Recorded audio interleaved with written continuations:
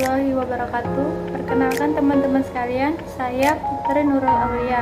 Di sini saya ada tugas membuat sebuah video dari materi perkuliahan kami, yaitu ilmu pendidikan Islam. Materinya berupa perkembangan pendidikan Islam pada masa Rasulullah SAW dan pada masa Khulafaur Rasyidin. Yang pertama, perkembangan pendidikan Islam pada masa Rasulullah SAW.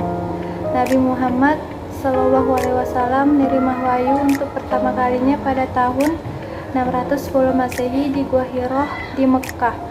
Dalam wahyu tersebut tercantum dalam Quran Surah Al-Alaq ayat 1-5. Sesuai dengan karakteristik pendidikan Islam, maka pada periode Mekkah ada 3 tahapan. Yang pertama, tahapan secara sembunyi-sembunyi, yang kedua tahapan secara terang-terangan, dan yang ketiga tahapan secara seruan umum. Yang pertama, tahapan secara sembunyi-sembunyi.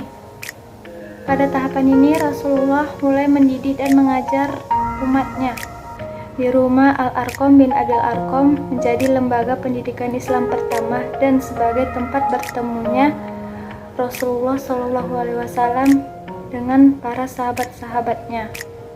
Dan di sanalah Rasulullah SAW mengajarkan pokok-pokok agama Islam dan membacakan ayat-ayat suci Al-Quran.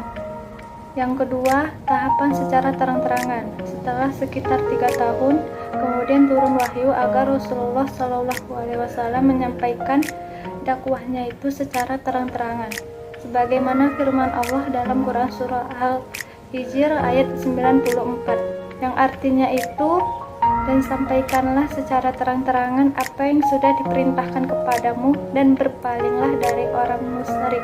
Dan yang terakhir, ada tahapan secara seruan umum. Pada tahapan ini Nabi Muhammad SAW mengubah strategi dakwahnya menjadi tahapan seruan umum yang dilakukan pada musim-musim haji, yang dimana orang luar Mekah pada berdatangan untuk beribadah haji. Dan pada tahapan ini pula seluruh penduduk Yathrib masuk Islam kecuali orang-orang Yahudi. Yang kedua, perkembangan pendidikan Islam pada masa Khalifah Abu Bakar As-Siddiq. Abu Bakar dijuluki sebagai Khalifah Rasulullah, yang artinya pemimpin setelah Nabi Muhammad SAW. Khalifah adalah yang diangkat sebelum Nabi wafat untuk memulai pemimpin, untuk melanjutkan semua tugas-tugas sebagai agama dan kepala pemerintahan. Keberhasilan Abu Bakar menumpas kaum pemberontak dan pengiriman ekspedisi tentaranya ke Persia dan ke Yamama.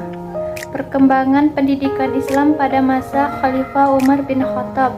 Khalifah Umar mengangkat dan menunjuk guru-guru untuk mengajarkan Al-Quran kepada penduduk dan para pembesar pemerintahan. Yang ketiga, perkembangan pendidikan Islam pada masa Khalifah Utsman bin Affan. Usaha konkret yang dilakukan Utsman bin Affan dapat dikatakan ada karena tempat belajar masih keadaan sebelumnya. Mereka belajar di kutab, di masjid, atau di rumah para gurunya. Setelah Khalifah Utsman bin Affan, barulah yang keempat, Khalifah Ali bin Abi Thalib. Perkembangan pendidikan Islam pada masa Khalifah Ali bin Abi Thalib, muncullah kaum Syiah dan kaum Khawarij yang menunjukkan adanya pertumbuhan dan mempengaruhi usaha dalam mendidik umat. Akan tetapi secara keseluruhannya, sebagian besar mereka masih berpegang teguh pokok ajaran yang diajarkan oleh Rasulullah SAW.